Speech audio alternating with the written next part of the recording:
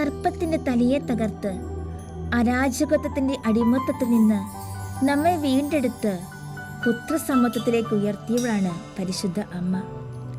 ത്രിലോക റാണിയായി മുടി ധരിപ്പിക്കപ്പെട്ട അമ്മ ജീവിതത്തിൽ ലഭിച്ച മുൾമുടികൾ ഒന്നൊഴിയാതെ ഒപ്പിയെടുത്ത് പുത്രന്റെ ഒപ്പം സ്വർഗത്തിലെത്തി. കൃപയുടെ മഴപ്പെയ്ത്തായും അനുഗ്രഹത്തിന്റെ ചാകരിയായും കനിവിന്റെ നിറവായും സ്നേഹത്തിന്റെ പാലാഴിയായും അമ്മ നമ്മോടൊപ്പം ഉണ്ട് എന്ന് ഉറച്ചു വിശ്വസിച്ചുകൊണ്ട് അമ്മയുടെ ഒപ്പം നമുക്കും നടന്നു നീങ്ങാം.